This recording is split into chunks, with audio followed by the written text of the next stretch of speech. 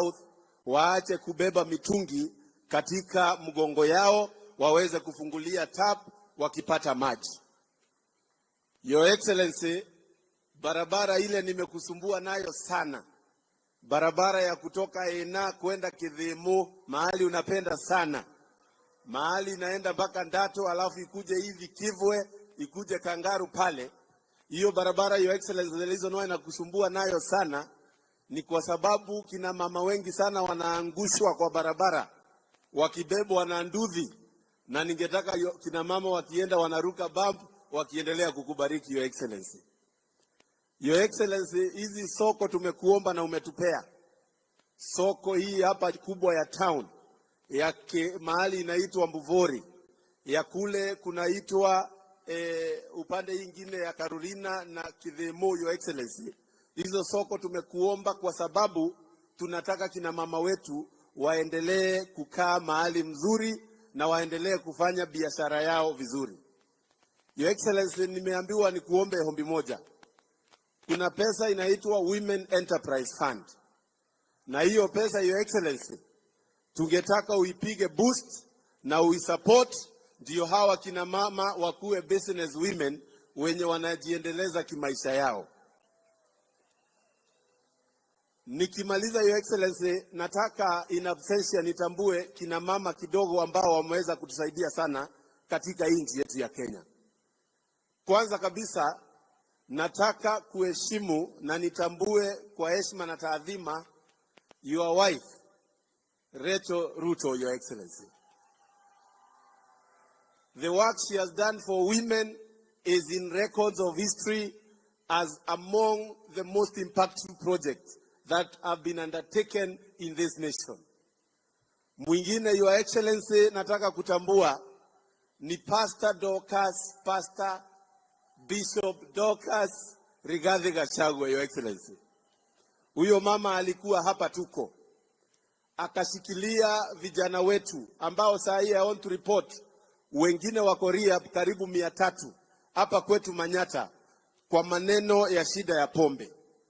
Na Your Excellency, I want to say that it is very noble that duty Dr. Dorcas has taken.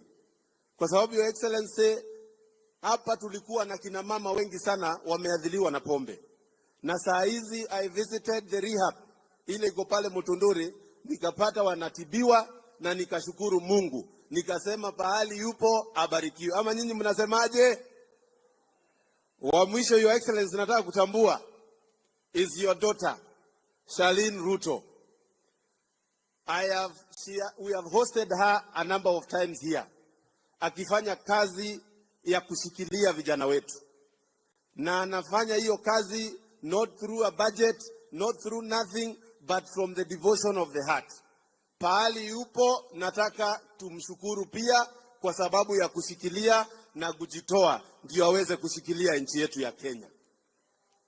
Your Excellency, nikimaliza, najua umetuamrisha kama wabunge we solve once and for all the 2/3 gender dilemma ile hii nchi yetu iko nayo. Na umekuja na formula ambayo tumeona inafanya, and I want to declare from Embu in Manyata constituency, mimi nitakuwa champion mkubwa wa hiyo maneno yako ya kumalizana na 2/3 gender rule iweze kukua sawa sawa na constitution yetu ianze kufanya kazi. Your Excellency, asante sana, Mungu akubariki.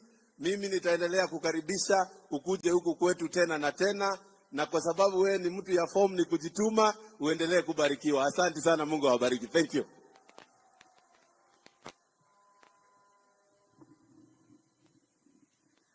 Your Excellency, allow me to take this opportunity to appreciate the presence of everyone who is here today to celebrate the International Women's Day with the great women of this nation. As we commemorate the International Women's Day 2024, we celebrate the remarkable achievements and contributions of women and girls and all those who support their cause across the globe. It is a day to recognize their resilience, strength, and unwavering determination against all odds. The theme for this year is Invest in Women, Accelerate progress. Nagekuyu tugaga atiriri, kuhe atumia hinya ni kuri umithio munene. Atumia ugai, women power. Women power. This is a day when we celebrate the achievements of women in all spheres of society, including politics and decision making.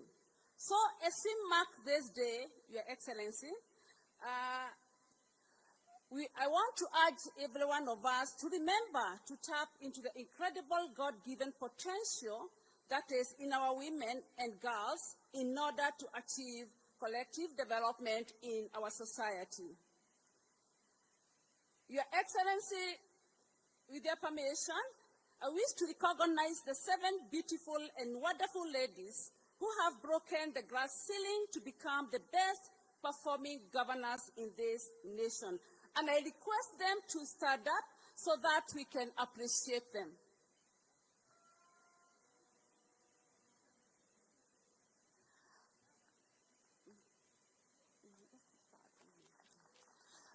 Atumia netugerei governors aito gemi inya cia kairetu. 1, 2, 3. Thank you very much. Asanteni sana. Let me also appreciate our development partners who have continued to support the cause of women and girls in this country over the years.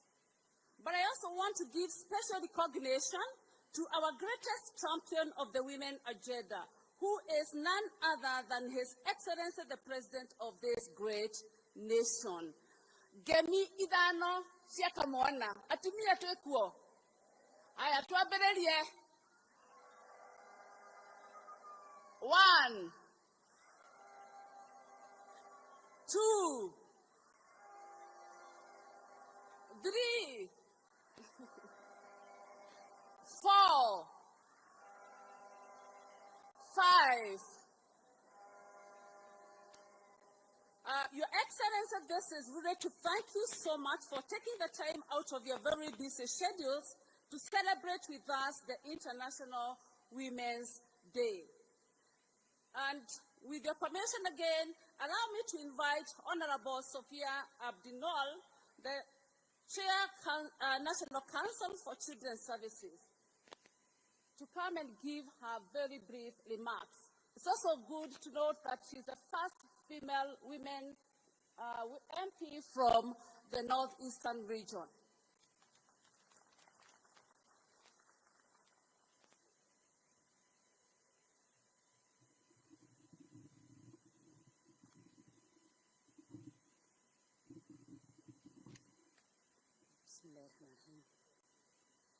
Your Excellency, the President of the Republic of Kenya, Honorable Dr.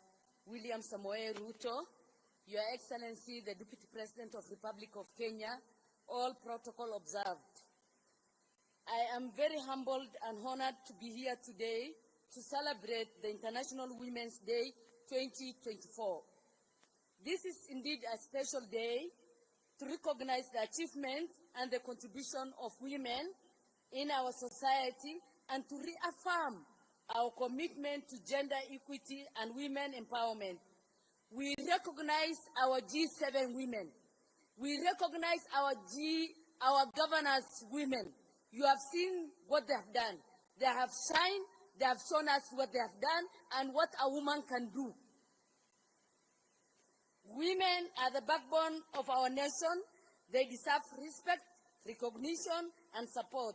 They are making difference in every sector, Your Excellency. Your Excellency, investing in women to accelerate progress is not only the right thing, but is the smart way of doing business, Your Excellency. Today, as we celebrate success in women empowerment and advancement in Kenya, we must also acknowledge the challenges and barriers they face. We know women still face discrimination, violence, poverty, lack of education, healthcare challenges, clean and safe drinking water, and limited opportunity, Your Excellency.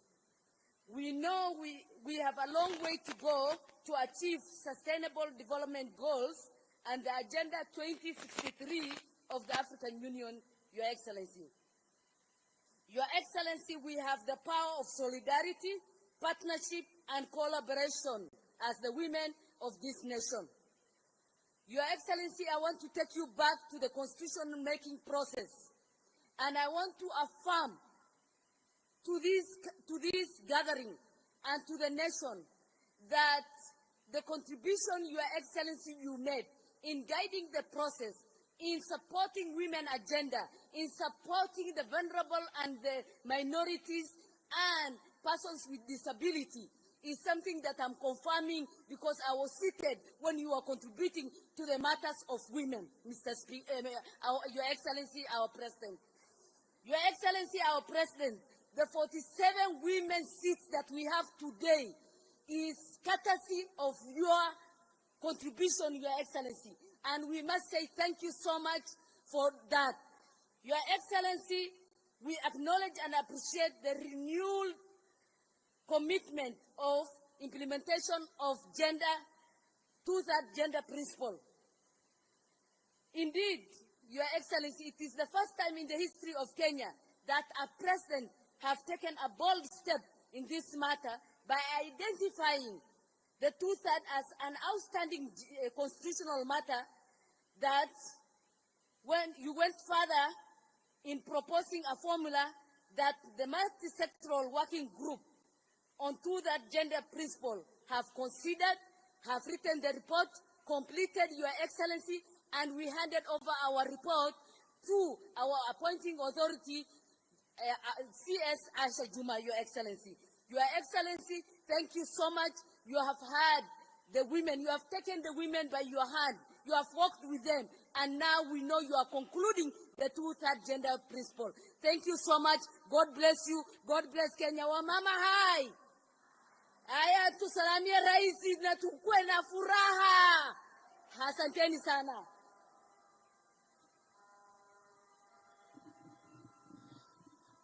Your Excellency, next we are going to have Ms. Anna Mutavati, County Rep UN Women Kenya, who is also going to make very brief remarks.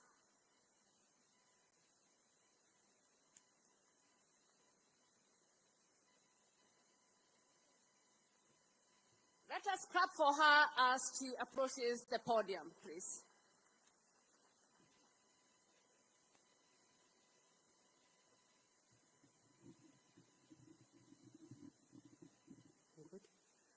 Chief guest, His Excellency, Dr. William Samoei Ruto, the President of the Republic of Kenya and Commander-in-Chief of the Kenya Defense Forces.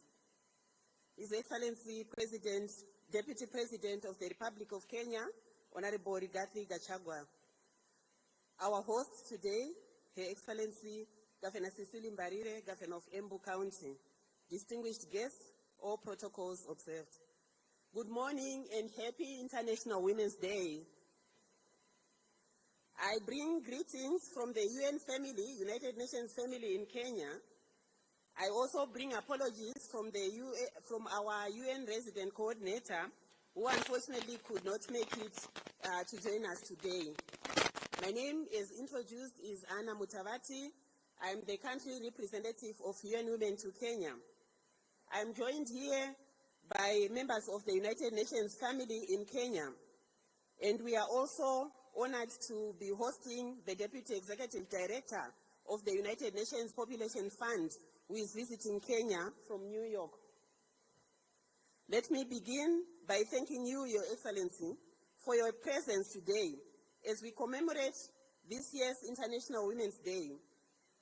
Your participation is proof of your personal commitment and your dedication and the dedication of your government to honor women while advancing gender equality. Distinguished guests and excellencies today we are joining the rest of the world in commemorating the International Women's Day under the theme, Invest in Women, Accelerate Progress. We celebrate the progress that we have made globally and in Kenya in terms of advancing the rights of women, but also reflecting and gearing up for the persistent and emerging challenges that confront us today. Allow me, Excellency, Mr. President, sir, to share a few data points to demonstrate the theme for this year. According to the report on the Sustainable Development Goals, there is no country in the world that is on track to achieving gender equality by 2030. Globally, 1 in every 10 women is living in extreme poverty. More than 1 in every 4 women lacks access to safe drinking water. Only 17% of inventors and innovators in international patents in 2022 were women, compared to 83% men. Closer home in Kenya, evidence shows that on average, women spend approximately 5 hours per day doing unpaid work, which is about 5 times more than men do. We all know that this keeps women from engaging in economic activity and advancing themselves and their families. Additionally, female-headed households are poorer than male-headed households in Kenya. So female-headed household poverty stands at 38.8% compared to 32.7% for male-headed households. Rural female-headed households have the highest poverty rate at 42.5%. Your Excellency, Mr. President, since today is about celebration, I would like to celebrate Kenya on the impressive progress that the government has made to date. In 2022, in the general elections, we saw a record number of women who were elected to positions of governor. Kenyans in 7 counties entrusted 7 women governors with leadership to deliver on the promise of devolution. Congratulations, Kenya. Indeed, yesterday you joined us and the 7 women governors and all the well-wishers as the governors launched their strategy to deliver this promise on devolution and to grow the number of women governors from the current 7 to 24.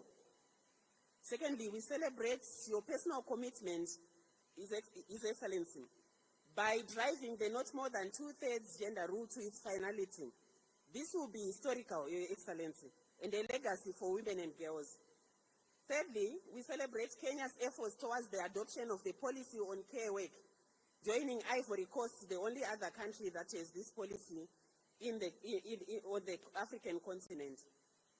Fourthly, we commend your government's leadership on generation equality aimed at ending all forms of violence against women. And even as we celebrate, we are also aware of the rising cases of femicide that have continued to dog this country. As I end, Excellency, let me make a few recommendations. 1, the need to invest in education and skill development programs that empower girls and women to study science, technology, engineering, and mathematics. Secondly, to expedite the passing of and adoption of the care policy, which will free up women and increase the investments that will reduce the burden of unpaid care work on women. Thirdly, Excellency, is to call for increased resources towards your commitments on gender-based violence, including the rising issues of teenage pregnancy. And lastly, let us also give the best present ever to the people of Kenya by finally adopting that law that has been elusive on the 2/3 gender rule. As the UN in Kenya, we commit to work step by step with you and your government during this very tremendous journey towards gender equality. I thank you.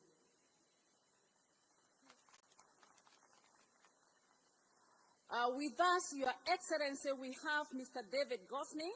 He is the Charge d'Affaires U.S. Embassy, and he is also the co-chair of the National Gender Sector. Please allow that he gives us a few remarks.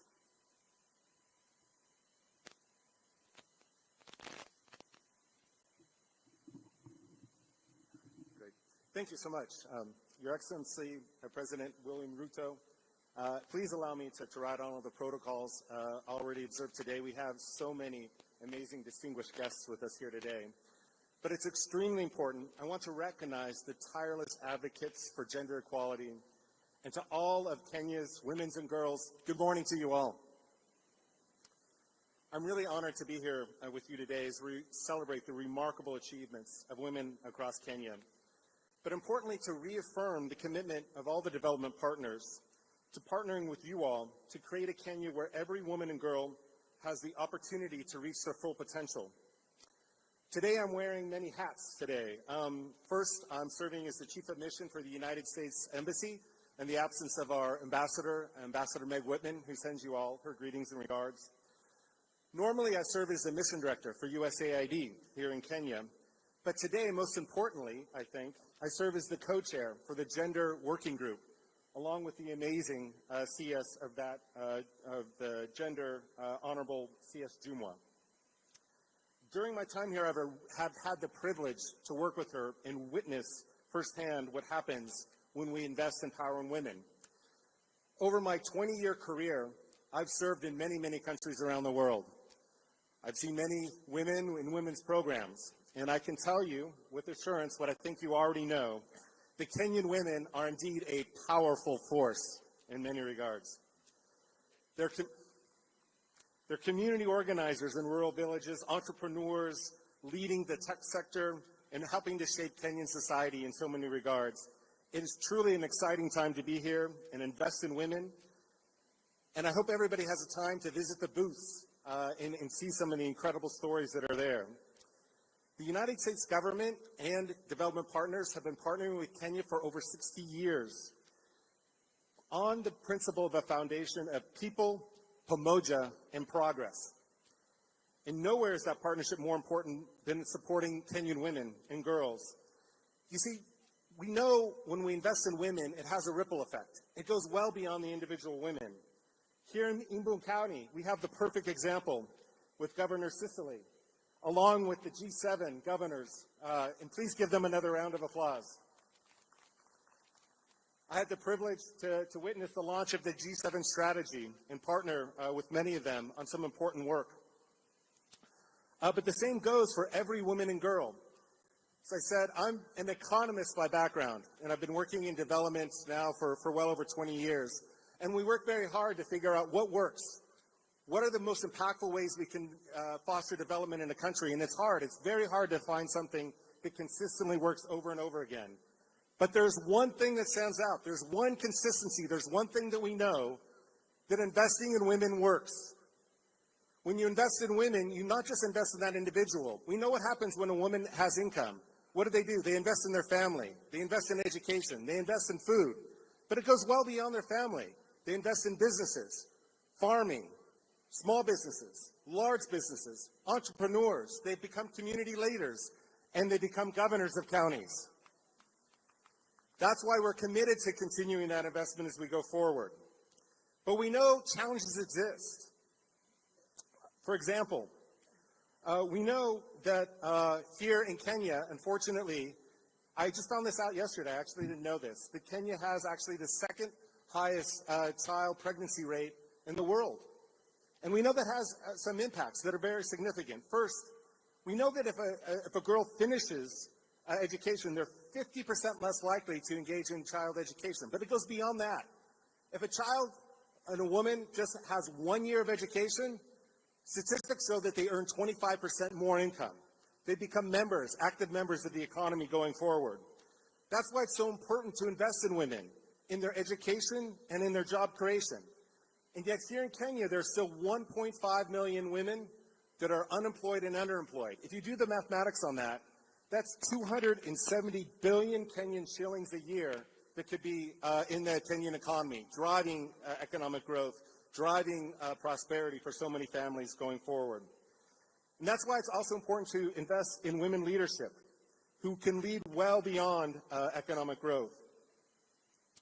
Our shared values are why donors are continue to foster programs, partner with the Kenyan government, partner with financial institutions, provide mentoring opportunities.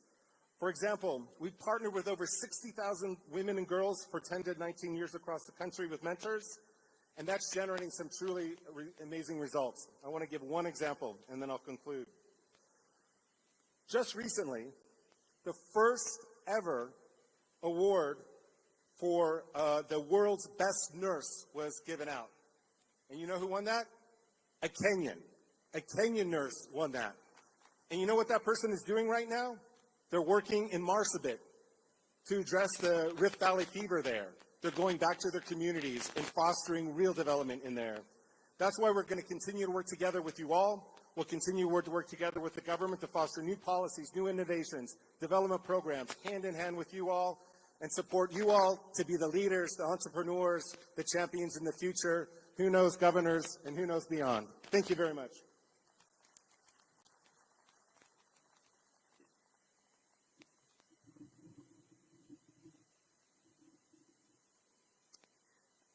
Let me add this session, Your Excellency, by asking for permission to invite the host governor, Her Excellency Honorable Cicely Barile, to come and give her remarks. Please note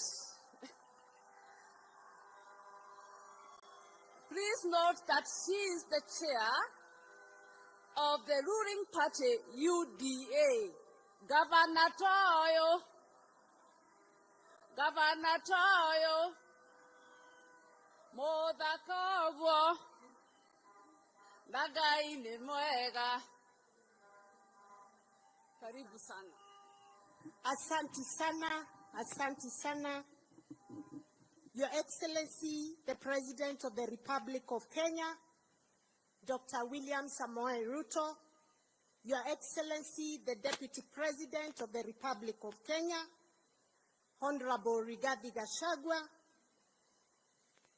our CS for Gender, Honorable Aisha Jumwa, all other CSs here present, my colleagues, the governors from the 7 female-led counties, our Deputy Governor, Honorable Kenywa Mugo, the members of the National Assembly here present, led by our own members of the National Assembly from Embu County, our women rep, Honorable Daboen, our Senator, Kavamo Digituonaga, our members of the County Assembly led by the Speaker of the County Assembly, our PSS, our development partners, all leaders here present from different sectors. Now, kina mama wa Embu County, hamjambo, moyaro atumia, monia inanjara, God is good. Asante sana.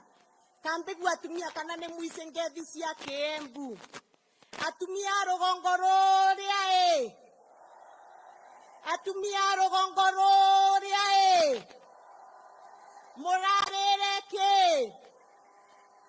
Sema ke.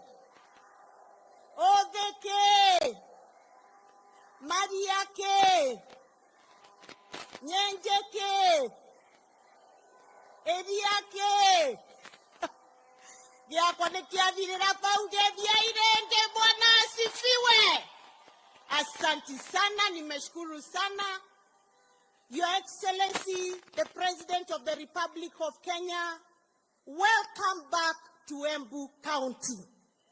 Tukiwa na wewe tunafurahi sana, sana, sana. Pigeni makofi kina mama.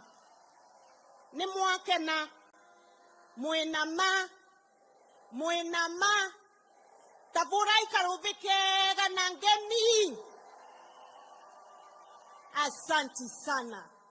Your Excellency, tunafurahi kuwa na wewe siku ya leo kwa sababu ukiwa hapa uko nyumbani. Wewe unajua vizuri sana vile tulikushikilia kama Embu County, na waliokuwa mstari ya kwanza kukushikilia ilikuwa kina mama wa Embu County. ukienda kwa ripoti yako ya zile kura ulipata Embu County ambazo zilikuwa 95%, hapo utakuta at least 60% zilikuwa za hawa kina mama. And therefore we are very happy to welcome you to Embu County, the land of opportunity.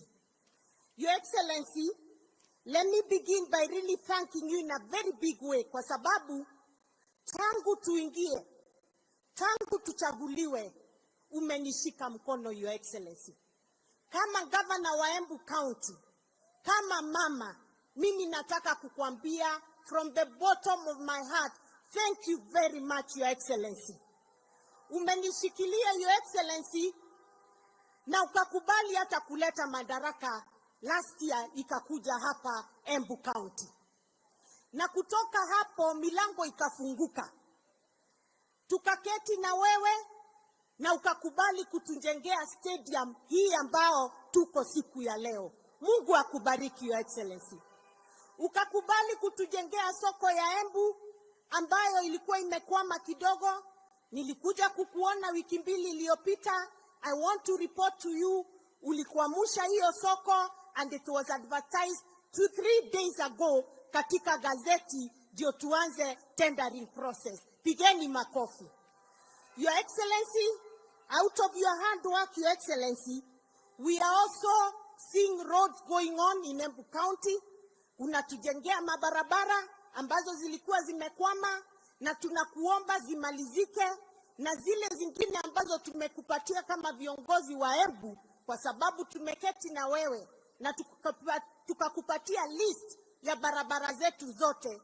Tafadhali, Your Excellency, na kuomba nikinyenyekea zaidi, katika Jubilee government hatutukupata barabara za kutosha kama Embu County. We only got 70 kilometers of road as Embu County for the 10 years. Tunakuomba hii road, hii serikali ya Kenya Kwanza, hii serikali ya mahasla, hii serikali wewe umesimamia, hii serikali ambayo ruling party ni UDA na chairman ni mimi, tafadhali unitoe tu aibu, nipatie 300 kilometers of road and we'll be very happy, Your Excellency. Kanategua ndo akwa. Asante sana. Your Excellency, ulituambia utatusaidia na Njokere Stadium ambayo itakuwa state of the art sports center. Bado nataka kukukumbusha, bado tunangoja hiyo stadium ndio tukue hata sisi hiyo Africa Cup of Nations, hata hiyo tunataka ikuje hapa Embu County. Your Excellency, I want to thank you, na Mheshimiwa Mukonji amesema hapa, kwa zile soko ambazo umekubali kutuletea under the ESP. Your Excellency, I want to report to you, katika hizo markets ambayo moja ni hiyo ya Mbuvore, Kangaru, Kanywambor, Isiara, Karurumo, Ogwere na Makutano kule Mwea, bili tayari ziko advertised na zimepatianwa tender. On Monday, mimi na Mheshimiwa Mukonji MP Manyata tutakuwa tunafanya ground breaking ya hiyo soko kule Mbuvore saa 10 on Monday. Pia, Your Excellency, on Tuesday tutakuwa kule Runyenjes, Karurumo, tukifanya ground breaking ya hiyo soko ya Karurumo na Mheshimiwa Karemba. Mimi nataka kukushukuru na nikuambie tunataka hiyo kazi ianze na hizo soko zingine 5 pia ianze ndio ukuje ufungue kama zimeisha. And I want to thank you because you have given the women of Kenya dignity. Mama mboga umemkumbuka na unamjengea soko ya maana ambapo hata kuna nasari ya kuweka mtoto wakati yako kazi. Unasema utaki mama ashindwe na kufanya kazi yake ya soko kwa sababu ako na mtoto mdogo. Thank you because tutakuwa na nasari hapo. Sisi wenyewe county tutaweka mwalimu hapo. Tutahakikisha there is a caretaker, angalie mtoto, mama auze mboga, apate pesa ya kupelekea familia yake. Asante very much, Your Excellency. Your Excellency, I want to thank you for another very good program, that of community health promoters. Your Excellency, Embu County tuko na 563 community health promoters ambao wamekuwa trained and they are doing a beautiful job. Asanti kwa sababu umekubali tulipe nusu county, nusu national government, and we are sure with that we'll be able to provide proper health care for our people. Your Excellency, tumeshaanza ile county aggregation and industrial park kule Mashanga. Na tunajenga hiyo ndio tuangalie value addition ya chakula zetu ama our cash crops katika Embu County.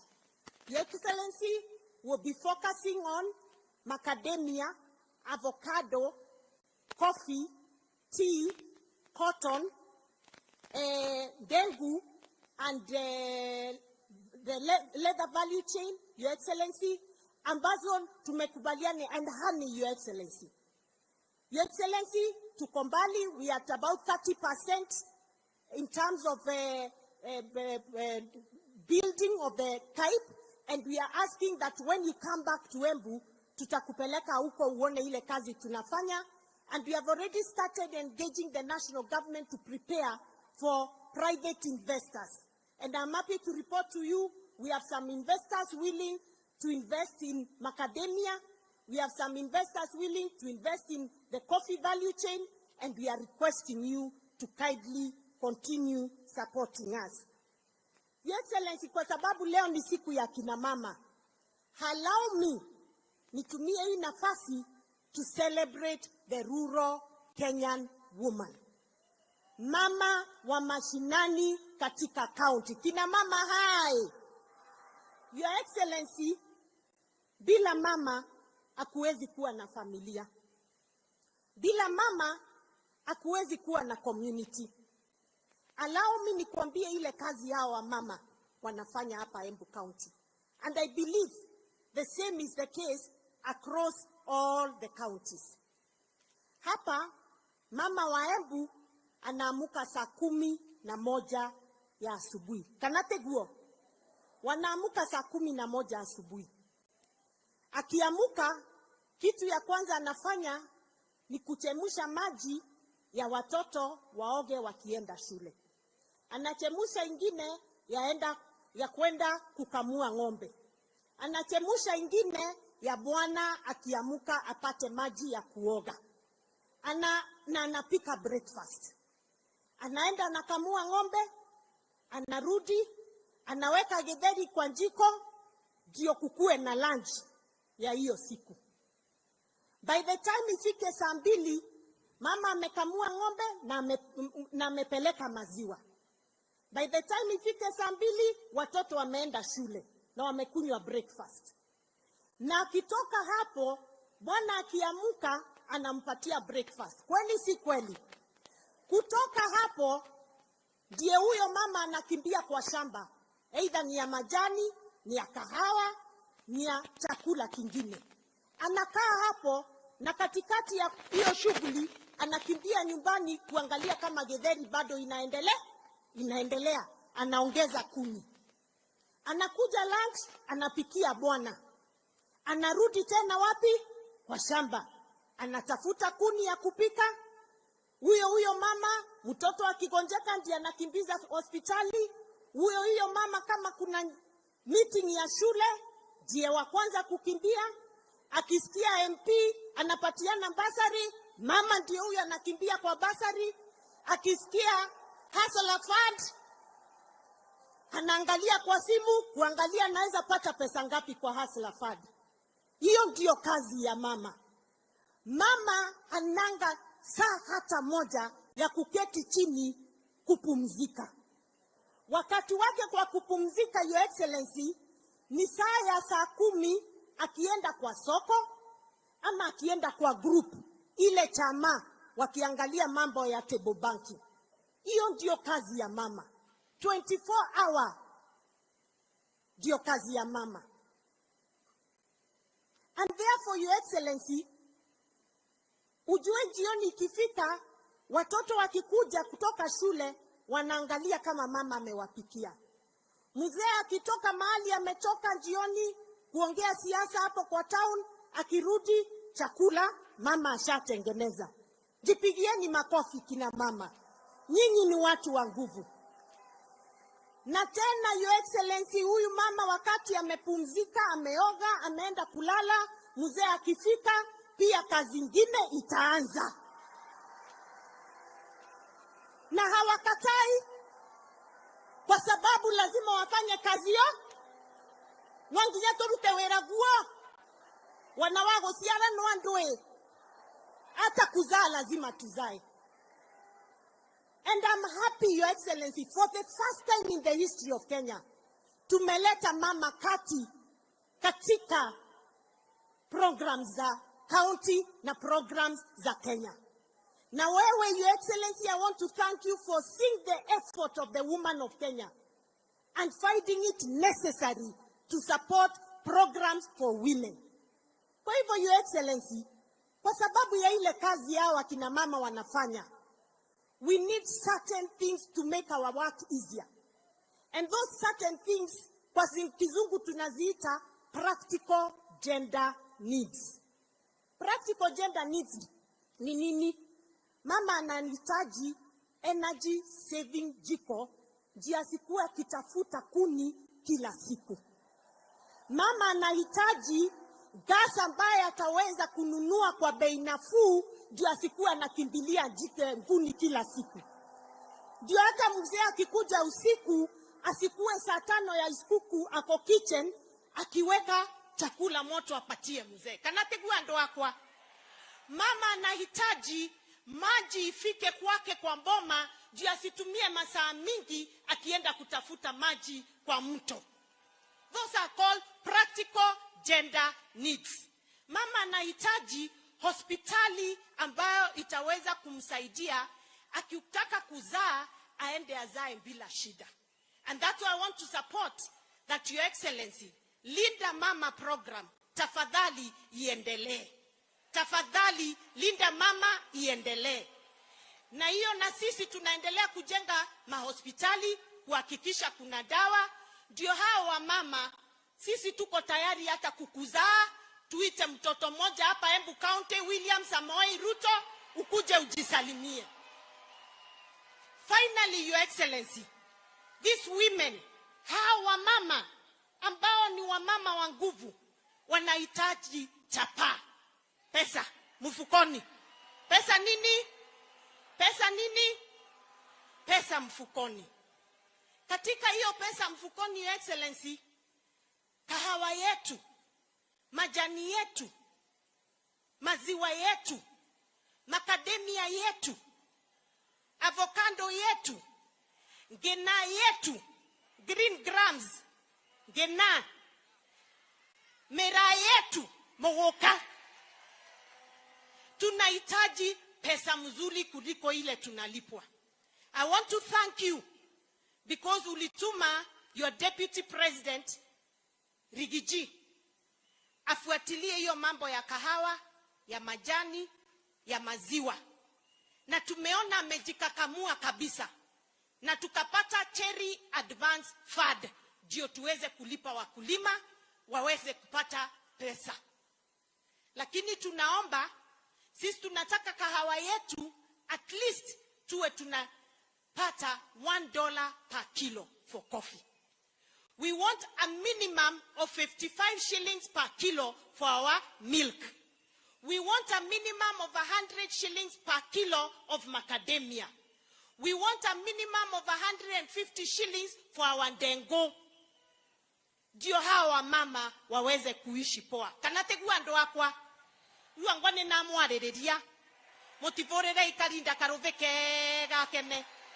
Asante sana. Your Excellency, I want to thank, nataka kushukuru hawa mama kwa vile mumenishikilia. Nataka kuwashukuru kwa sababu bila nyinyi singekuwa hapa. Na mimi nguvu yangu ni nyinyi. Dumo tikandekia Atumia. Nyitererai takana kenyu. Sawa sawa. Na nataka kuambia tutafanya kazi pamoja. Na niwaambie kwamba His Excellency amekubali Mheshimiwa Aisha Jumwa, yule minister wetu wa kina mama, mama wa nguvu, mama shupavu. akamwambia akutane na mimi next week. Tupange vile tutaleta pesa mashinani ya kina mama. Mumefurahi? So Mheshimiwa Aisha Jumwa, my sister, I'll be waiting for that appointment.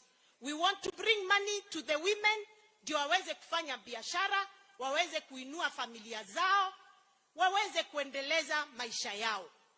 Your Excellency, let me finish by saying this. The strength of a county is in the unity of that county. Bila unity, county haiwezi enda mbele. For 10 years, Embu tulikuwa na msukosuko mingi, and we lost big time in development. I want to appreciate the support and the unity that is in Embu County amongst all the leaders.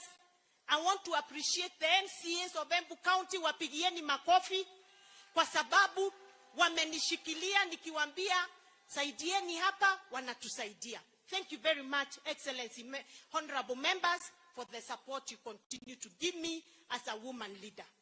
Your Excellency, please hold my hand. Na usichoke. Hata ukiniona kila siku usichoke. Tafadhali ukiona simu yangu, chukua tu, ujue tu nataka kuongea mambo ya Embu. And I thank you because unafanya hivyo. And Your Excellency, nilikwambia ukubali nishike hiyo koti yako.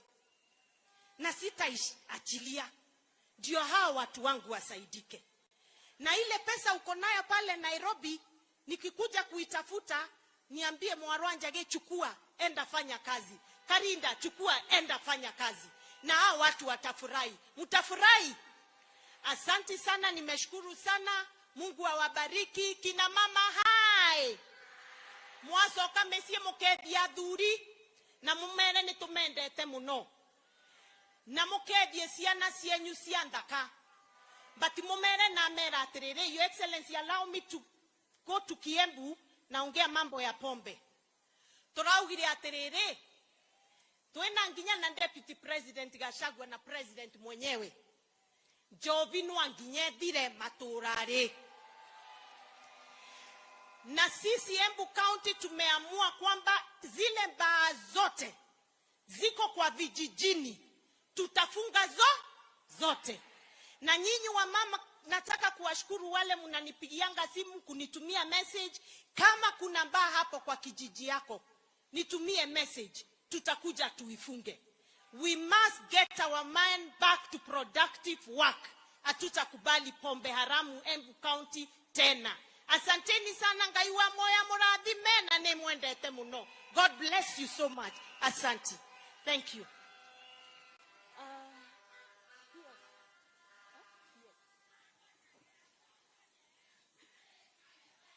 Asante. Yes. Asante sana kwa hiyo. Asante sana. Nimeshukuru. Sasa kina mama, tuko na kiongozi wetu wa wamama, mama shupavu. Tunamuita shangazi wa Kenya. Anaitwa Aisha Waziri. Please come, speak, and then you call the chair of the Council of Governors, Governor Anne Waiguru. And please, while you are here, Waziri, kindly introduce the CSAs and PSAs who are here with us today. Asante sana. Huyu mama anafanya kazi ama hafanyi kazi? Ebu onyesheni kwa mikono hivi. Asante sana. Karibu sana. Asante sana. Asante sana Mheshimiwa Cecil Mbarire, Mheshimiwa Rais wa Jamhuri yetu ya Kenya na Amiri Jeshi Mkuu wa majeshi yote ya nchi ya Kenya, Mheshimiwa William Samoei Ruto, Naibu wa Rais Mheshimiwa Rigathi Gachagua, wastahiki magavana walioko hapa leo wakiongozwa na gavana aliye mwenyekiti wa magavana na gavana wa Kirinyaga, hasa sana G7. Waheshimiwa wabunge wa taifa na wabunge wa kaunti, waheshimiwa mawaziri wenzangu na makatibu wakuu walioko hapa leo, wafanyikazi wote wa serikali, itifaki zote nikizizingatia, kina mama wa taifa letu la Kenya, kina mama hoye! Kina mama hoye! Mheshimiwa Rais, kabla sijazungumza mimi, niruhusu nikiombe radhi ili niwasimamishe makatibu wakuu walioko hapa kati yetu hivi leo. Mheshimiwa Ann Wang'ombe, katibu wa jinsia na usawa, wapungie wageni wa heshima na wananchi mkono. Mheshimiwa katibu wa afya Muthoni Mary, asante sana.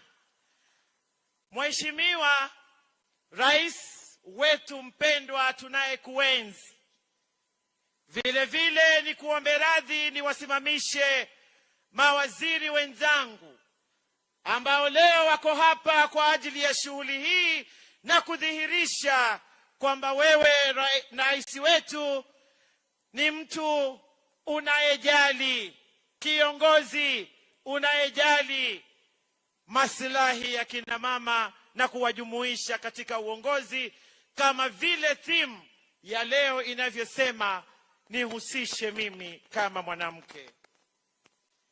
Nataka kuanza na mkuje mbele tafadhali.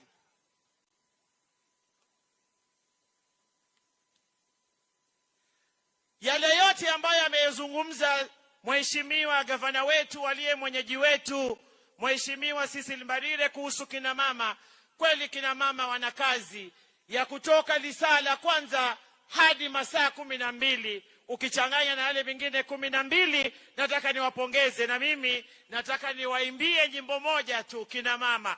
Najua nyinyi hamutanijibu kwa sababu labda hamuijui, lakini nichukue fursa hii Mheshimiwa Rais na kuomba radhi, niwapongeze tu kwa njia ya kipekee. Shangwe, shangwe na vigelegele, tumpongeze mama, hakuna aliye kama mama. Hongera mama, hongera. Nataka niwache kipopolipo hichi kwa dadangu ambaye ni waziri wa masuala ya afya katika taifa letu la Kenya, Bi Susan Nakumicha. Musikie sauti yake pia kama mama. Asante sana. Kwanza mimi nataka kushukuru Mheshimiwa Rais kwa kunipa fursa kama mama kufanya kazi ya afya. Kina mama wa Embu oye! Mpo? Mimi niko na swali. Mtoto akiwa mgonjwa, nani umpeleka hospitali? Mama. Sawa kabisa. Mzee akiwa mgonjwa, nani umpeleka hospitali? Si mama. Na je, mama akiwa mgonjwa, nani anampeleka hospitali? Si ni mama mwenyewe? Asanteni sana kina mama. Hilo ni thibitisho rais ya kwamba hao wa mama ndiyo madaktari wa ukweli. Na rais, ningependa kuwaeleza wa mama wa Embu. Gavana ameuliza ya kwamba linda mama iendelee. Na nataka kusema hivi, linda mama ilikuwa inakulipia wewe wakati wewe ni mjamzito na ukishajifungua kwa mwezi mmoja tu. Sasa hii wakati mwingine mote, nani anakulinda? Si unahitaji pia afya. Sasa ile sheria tumeleta mpya, bima ya afya mpya, hailindi mama peke yake, inalinda mama, inalinda mwanafunzi wa shule, inalinda mzee wa nyumba na inalinda jamii yote. Na rais amekuwa mzuri sana kwetu. Amesema wamama msichoke na mambo ya afya. Ile bima ambayo mlikuwa mnalipa shilingi 500, sasa ameshukisha ni shilingi 300. Na rais tena amekuwa mzuri sana. Amesema wale watu ambao wanaketi kwa red carpet walipe 2.75%, ishughulikie afya yenu nyinyi wote. Na rais pia amekuwa mzuri sana, ametupatia fund ambayo ukipatikana uko na diabetes, uko na hypertension, wewe ni kuenda tu na serikali inakushughulikia. Na mimi kama mama wa afya number 1 nitahakikisha hiyo pesa yote inatumika vizuri na nyinyi wote mnapata bima ya afya. Asanteni sana na Mungu akawabariki. Asante sana waziri wa afya. Sasa nimlete waziri wa wafanyikazi na hiyo nyingine Kiswahili sasa inaitwa jinsia ya kijamii. Mheshimiwa Florence Bore. Asante sana rais. Wanao Embu hamjambo? Asante sana. Niko hapa nataka kushukuru rais na makamu wake kwa ile nafasi ambayo wamenipatia kwa wizara ya Labor na Social Protection. Hapo ndio ninashughulikia na kutafuta kazi ya watoto wetu kule ng'ambo, na pia ninashughulikia zile pesa ambazo ni za inua jamii ambao tunawapatia wale ambao wajiwezi kwa society. Kwa hivyo nataka kuwapongeza nyinyi wote kwa kukuja siku ya leo na kuwatakia Happy Women's Day.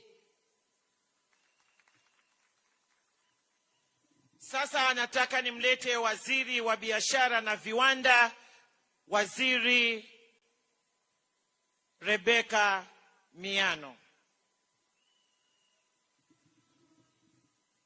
Asante sana waziri.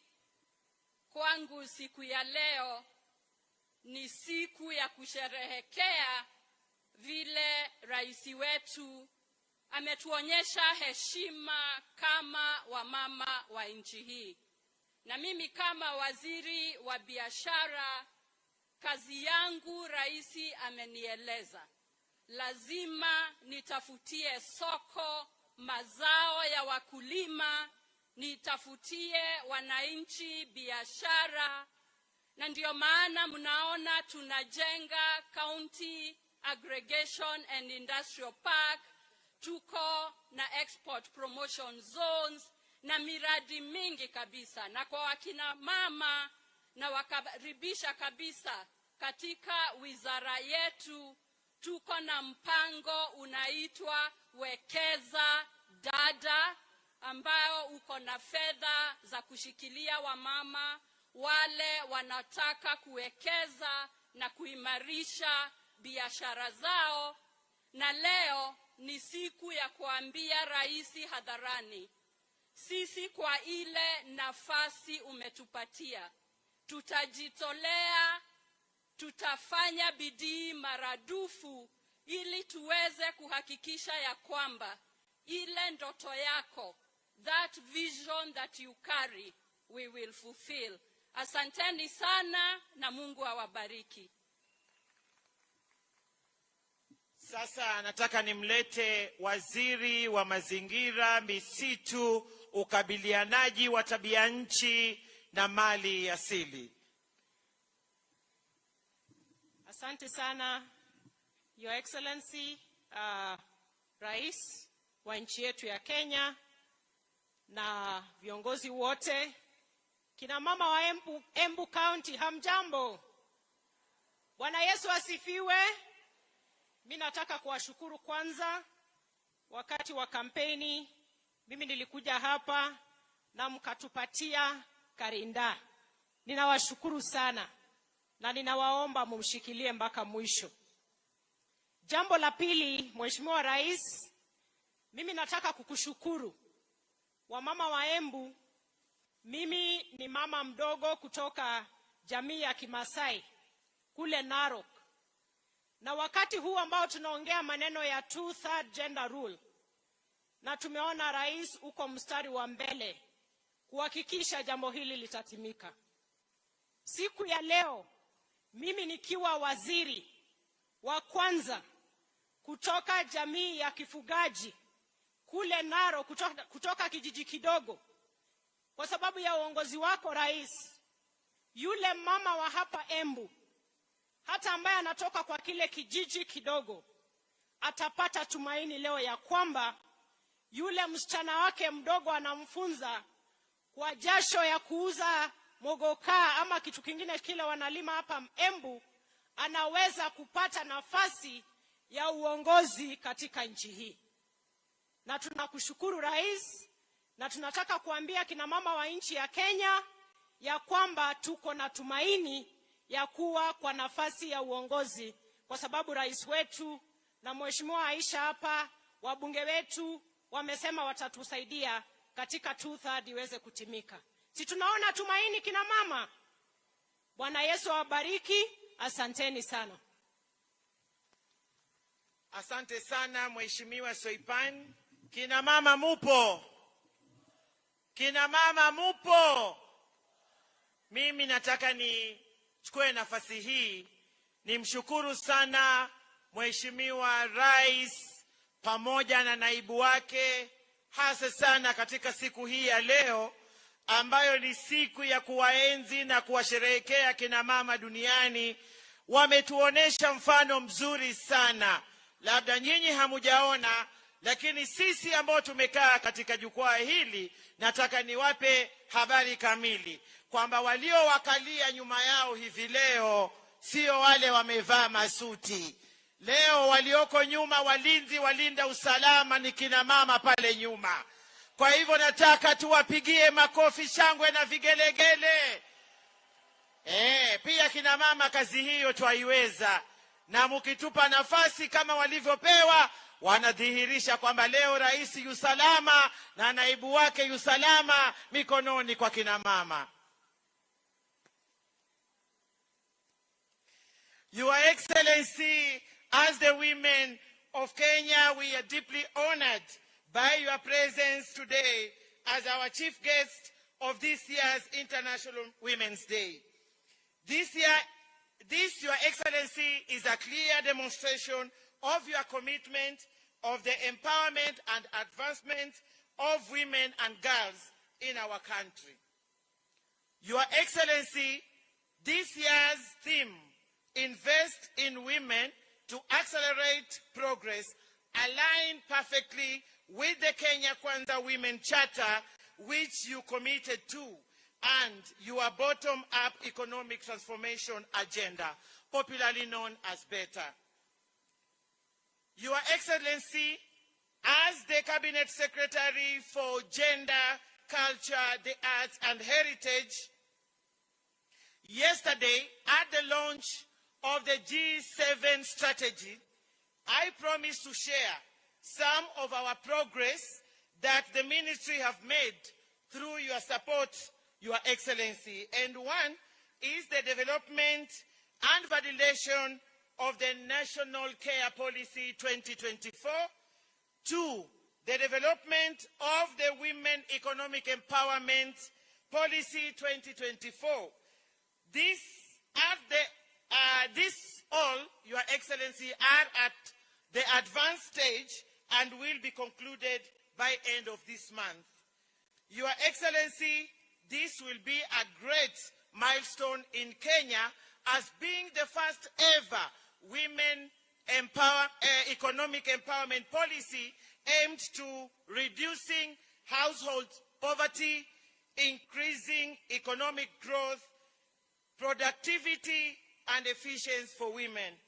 Your Excellency, we are increasing our investment and support to the government-owned gender-based violence rescue centers from the current, and increasing the numbers from the current 3 to 15 by 2027 at a rate of 5 every financial year from 2024-2025 financial year, Your Excellency.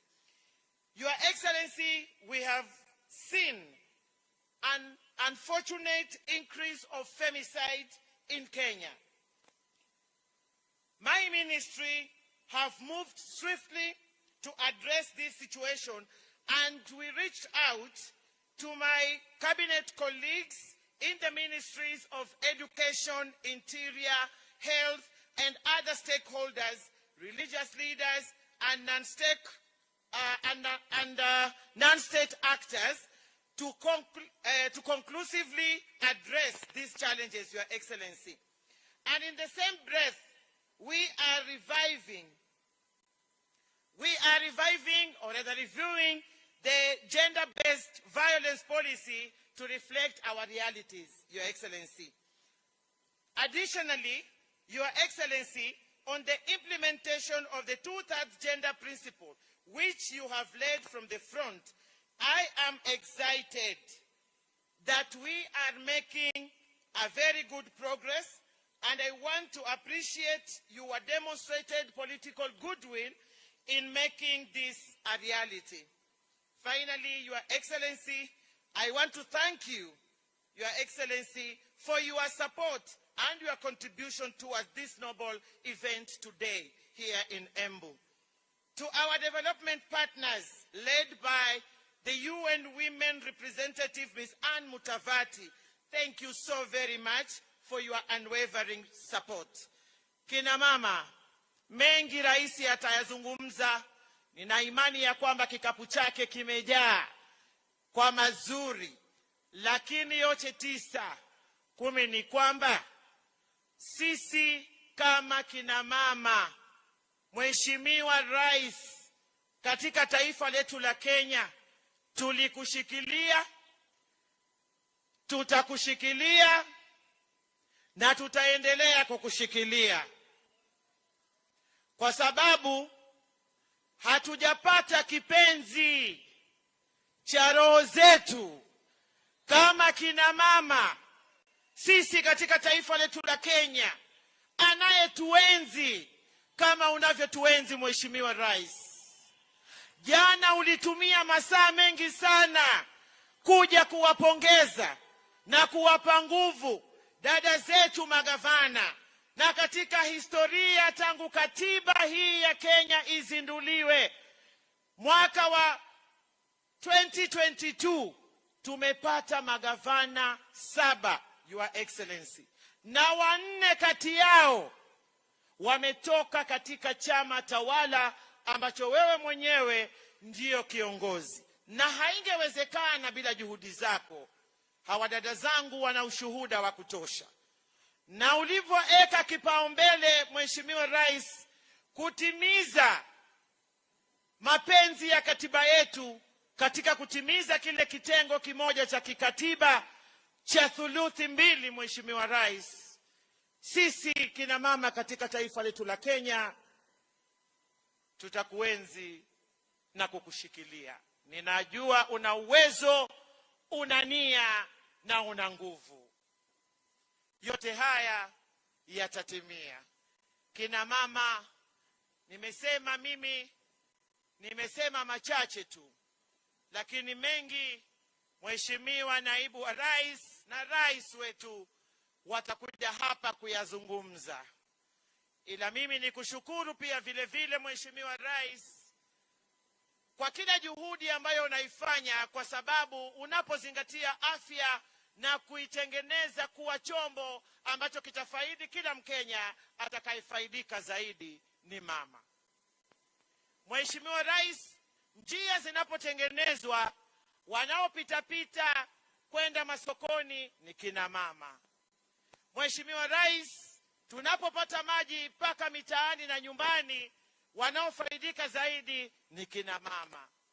Mheshimiwa Rais, mimi nataka nikuambie ya kwamba juhudi zako tunazihisi, ambaye hazihisi ni hayawani, lakini sisi wenye akili zetu, sisi wote tunazihisi.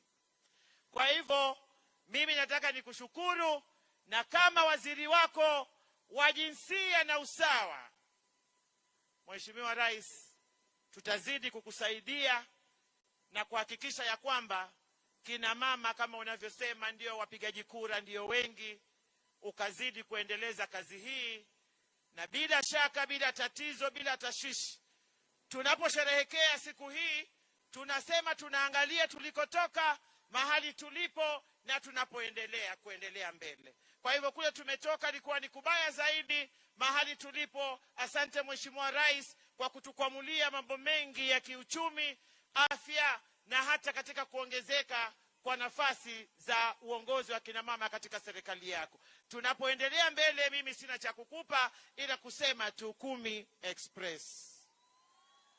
Asanteni sana. Ni wakati wangu sasa nimkaribishe kiongozi mwenyekiti wa magavana, Mheshimiwa aliye pia gavana wa Kirinyaga, Mheshimiwa Anne Waiguru.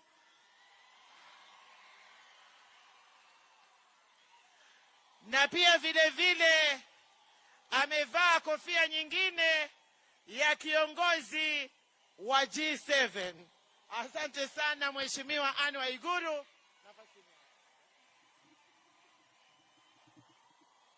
Wamama hai. Wamama mko. God is good. Together nyenanjara, God is good. And all the time. Your Excellency, the President of the Republic of Kenya, Daktari William Samoei Ruto, Your Excellency, the Deputy President of the Republic of Kenya, Your Excellency Rigathi Gachagua, Waziri wa Gender Dadangu Aisha Jumwa, the Governor of Embu County, Governor Cecily Mbarire, sometimes we call her Cecilia, my fellow colleague governors, leaders who are present, members of parliament, members of Senate, county assemblies, all protocols observed. Before I say one word, Your Excellency, ningependa kwa heshima niombe niwatambue magavana wenzangu, na ningependa kuwaomba waje hapa mbele ili tujitambulishe. Kina dada magavana ni 7 tu. There are only 7. We call ourselves the G7. Tafadhali wakaribisheni kwa shangwe na vigelegele.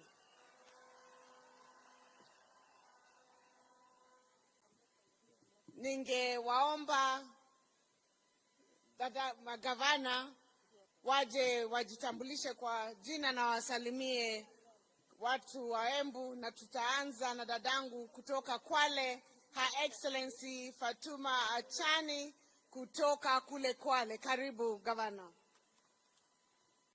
Shukran sana Chair. Your Excellency the President of Republic of Kenya, Deputy President, all protocol observed. Kina mama hoye! Mimi yangu tu ni kumshukuru Rais wa Jamhuri ya Kenya kwa kutushika mkono sisi kina mama. Na pia nikiwa mama gavana, nikiwa mwanamke, kwa niaba ya Wakenya, kina mama wa Kenya wote, na pia kwa niaba ya kina mama ndani ya chama cha UDA, Mheshimiwa Rais, tunakushukuru sana kwa kumpatia chair wetu Madam Ses Mbarire kuwa chair wa UDA. Asante sana watu wa Embu, muendelee kushikilia. Cecily Mbarire anafanya kazi nzuri. Shukran sana. Asante sana gavana wa Kwale. Na sasa ningependa kumkaribisha gavana jirani wa kutoka kaunti ya Meru, Gavana Kawera Mwangaza. Kaende. Kaende.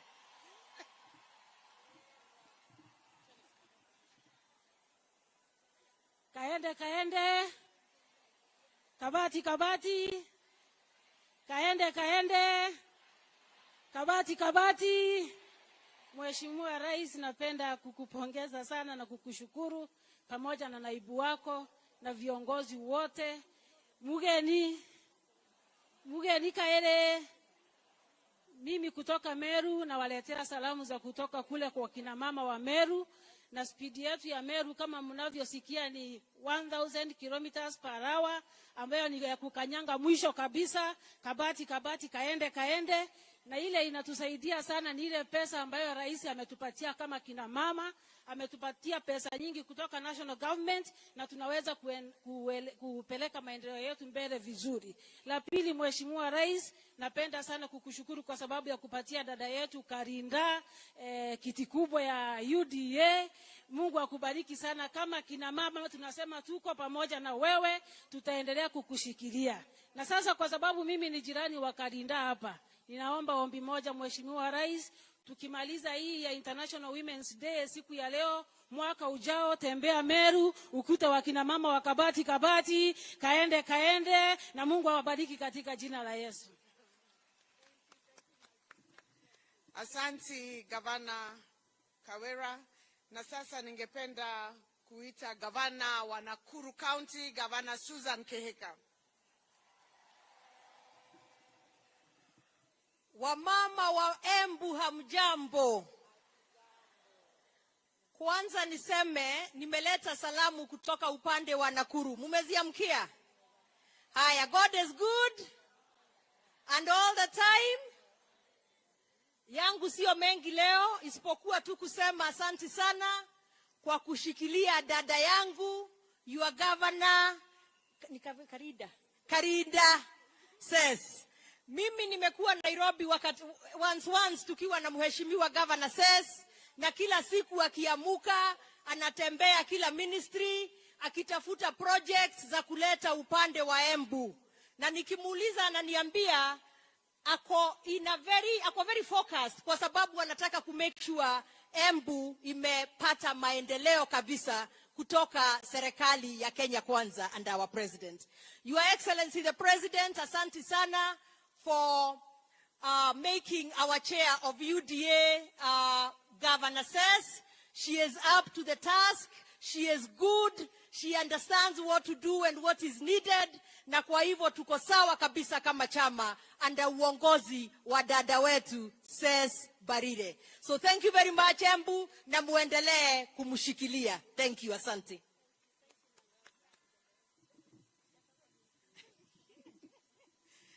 Thank you, Governor Susan. And now I'd like to invite another neighbor for Embu, Governor of Machakos, Her Excellency Wavinya Ndeti. Ando maitu maembu mwaseo. Mwaseo inge. Mwa ini museo. Na mabinda onde. Na kwau. Teatanu. Asante sana, His Excellency the President of the Republic of Kenya, Dr. Samoei Ruto, Deputy President, all protocols observed. Sisi tuko hapa leo tusherekee siku ya kina mama. Na tukisherekea siku ya kina mama leo, ningependa kuchukua nafasi nimshukuru Mheshimiwa Rais. Jana ulituhakikishia ya kwamba the 2/3 gender rule itaimplementiwa. That is one thing we want to thank you for.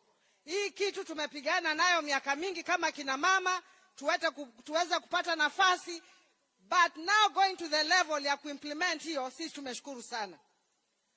Watu wetu wa Embu, mimi nataka kuwashukuru sana kwa kumchagua dada yetu Cecil Mbarire. Yeye ni jirani yangu hapa. Na huyu mama anajua shida za kina mama. Mumesikia ameongea vile mama anafanya kutoka asubuhi mpaka asubuhi lengine. Yeye ni mama anawaelewa.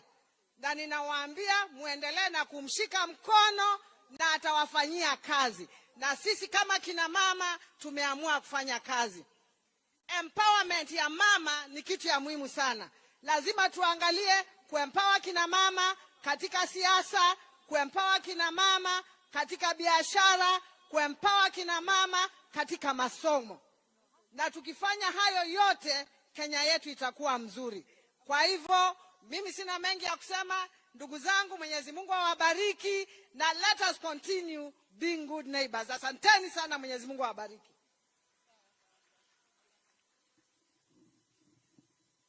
Asante sana. Na sasa tukienda kumalizia, tumkaribishe gavana wa kutoka kule upande wa Nyanza, gavana wa Homa Bay, Gavana Gladys Wanga. Asante sana, Your Excellency the President, Your Excellency the Deputy President, kina mama wa Embu, Muriega. Muriega rege. Ngai ni mwega. Ede shode. Asante sana, na tumefurahia sana kufika hapa siku ya leo kuadhimisha siku ya kina mama duniani. Na sisi tumekuja kusimama na gavana mwenzetu, gavana wa hapa Embu, gavana Cecily Mbarire, gavana Karenda, na ameniambia kavinda ni gaka. Na kama si sasa, na nyinyi mko na bahati sana kwa huyu gavana wenu. Jamani, mko na gavana wa bidii. You have a brilliant governor. You have a hard-working governor. You have a super governor. Hata sisi tunajaribu, lakini hatuwezi mfikia huyu Karinda. Ile mbio anakimbia na Embu, mimi nimemuuliza Governor Ses, kama kwa mwaka moja unamaliza kazi yote, sasa hii miaka 9 inabaki, utakuwa unafanya kazi gani? Sasa huyu gavana wenu ni gavana wa bidii.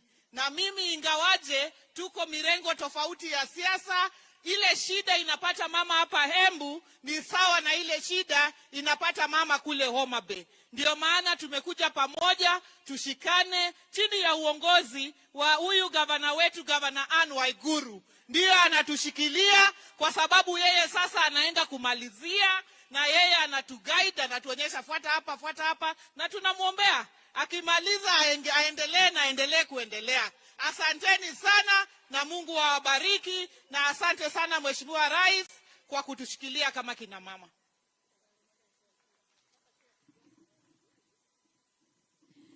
Asante sana, Excellency Governors. Your Excellency, mine is very brief. On behalf of the 7 governors, first of all, tungependa kukushukuru kwa kuchagua kaunti moja ya kina mama kufanya sherehe hii ya International Women's Day. We don't take it for granted. Ungekuwa kule Nairobi, ama ungeenda Mombasa, ama mahali pengine. Lakini wewe, kwa sababu unatambua kina mama na gavana ambao ni mama, tunakushukuru kwa kuchagua Embu. Na sisi, Your Excellency, na wamama wa Embu, ningependa kuwajulisha hivi. Sisi kama kina mama magavana tumekuja pamoja. We have come together under a strategy ambayo tunaita G7. Na kwa nini tuje pamoja? Tumekuja pamoja, tusimame pamoja, ndio kwa sababu natuona tuko hapa sisi wote. Juzi tulikuwa kule Homa Bay, jana tulikuwa Nairobi tukilaunch, na tutazunguka kaunti zote za kina mama ili tupatiane nguvu, tupatiane maarifa, tusaidiane kikazi, ili wamama ambao wamechaguliwa ambao ni 7 tu kati ya 47 wawe kielelezo ama mfano to the other upcoming leaders. Ndio wale ambao wanachaguana kule mashinani kama ninyi kina mama, mtambue ya kwamba kina mama wanaweza kazi, na tuweze kuongeza idadi ya magavana kukija mwaka wa 2027. Tulikuwa tunasema juzi ya kwamba tutataka kutoka G7 to G16. Lakini tukapewa challenge na His Excellency the President na wageni ambao walikuwa wamekuja jana, wakatuliza lakini kwa nini msifike G20 ama 24? Kwa hivyo sasa tunasema from G7 to G24, which is 50% of all the seats of governors. Ya kwanza ningependa kuwauliza nyinyi kina mama wa Embu. Governor Cecily anafanya kazi ama hafanyi kazi? Anafanya kazi ama hafanyi? mkiangalia hiyo mwaka moja Governor Sicily amefanya kazi, mnamtambua. Tutaomba kama kina mama magavana, wangapi hapa watasimama na Sicily hivyo amewaomba, mumsaidie ndio aweze kutimiza ahadi zake za kazi na mumrudishe kwa kiti mwaka wa 2027 anopose. Nionyesheni kwa mikono. Mimi nataka wale wote ambao wako Embu na wanahisia kusimama kiti ya governor, tunawaomba masaa haya huku Embu ni ya mama. Masaa ni ya nani? Masaa ni ya mama. Mshikilie governor wa Embu afanye term yake, afanye term 2 kama vile mimi ambavyo namaliza kule Kirinyaga. Tuende tukiongeza idadi ya viongozi kwa sababu ya kitu inaitwa inclusion and equality. Haya maneno mengine yote yanahusu kina mama. Maneno ya maji, ya agriculture, ukulima, ya biashara, kujenga soko, sitaki kurudia vile Governor Cecilia amesema, kwa sababu hapo ndipo tupo. Na sitaki kuchukua muda sana kwa sababu mnaelewa. Hiyo mambo ndio tumeweka kwa strategy ya G7.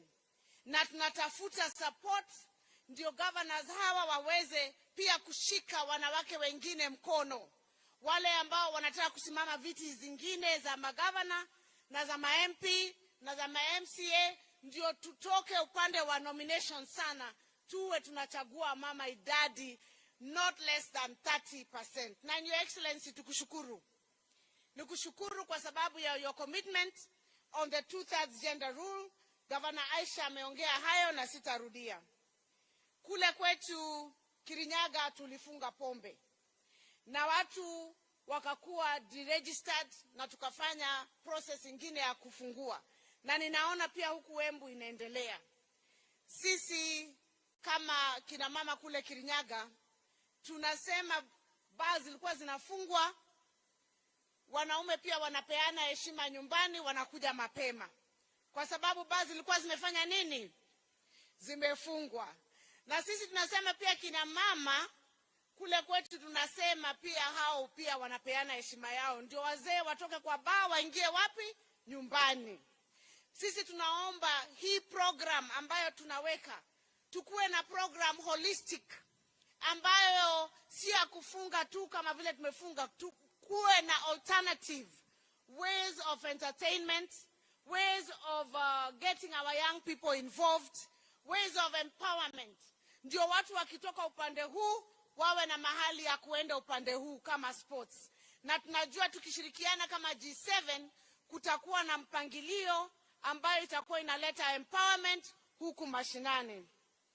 Your Excellency, unaweza kuwa haujui, lakini jana kwa sababu Kirinyaga ni jirani ya Embu, tulikuwa naongea na watu wa Kirinyaga, wakaniambia hiyo maneno yote ya bei ya mifugo, kwa sababu ukiangalia hawa wamama, Your Excellency, hawa ni wakulima, wengi wao ni wanabiashara, si ndio? Na wote wanategemea ukulima wao. Ningeomba tu kitu moja very urgent ambayo ningeomba serikali yako iangalie. Bei ya kahawa imeanza kwenda juu, bei ya majani kidogo, lakini bei ya makadamia ilikuwa imepanda ikafika 120 sasa juzi imeshuka chini ikafika 30 shillings. Your Excellency, kama ungeangalia hiyo, kwa sababu macadamia is one of our main exports, zile zinakuwa zinasaidia kina mama sana. Wengine hawawezi kuwa wanaelewa sana, lakini ile pesa inakuja kila siku. Ungeambia watu wako waangalie hiyo maneno ya bei, kwa sababu the drastic drop in 1 week was quite shocking, na it can be devastating to many of our farmers. Your Excellency, na kina mama, Governor Cecilia amesema tunafanya kazi kutoka asubuhi mpaka saa ngapi? Mpaka saa ngapi? Mpaka saa ngapi? Mpaka asubuhi ile ingine, si ndio? Na sisi tunasema kama kina mama, kwa sababu hiyo kufanya kazi ni sisi wote. haitengui kama wewe ni mama wa mashinani, ama wewe ni mama wa G7, ama wewe ni mama wa MCA, ama wewe ni mama wa MP. Sisi wote tuko na hizo shughuli. Asubuhi tunaanza na kuweka watoto watayarishe waende shule. Lunch lazima, hata tukiwa kazini unapigiwa simu kama hakuna chakula ama nini hakiko, wewe ndio kwenda kushughulika. Watu wakiwa wagonjwa, kama ni watoto ama mzee, ni sisi kina mama, si ndio? Sisi tunasema tumekubali kama kina mama. Tumekubali kazi kazi ya saa 2 kazi ya saa 7 kazi ya saa 10 kazi ya saa 2 ya usiku ni nini? Na hata kazi ya saa 6 usiku pia ni. Sisi tumekubali. Bora sisi tupewe nafasi yetu kama kina mama katika uongozi, kwa sababu sisi kama kina mama tunaweza. Tunaweza, hatuwezi? Kina mama mnaweza, hamwezi? Kina mama wamesema wanaweza, na Mheshimiwa Rais na kushukuru kwa kutushikilia. Mungu awabariki, awatende wema, na tunatarajia Your Excellency ukitoka hapa angalia kaunti nyingine ya G7, ukue huko ndio next stop. God bless you. God bless the women of Kenya, and happy International Women's Day.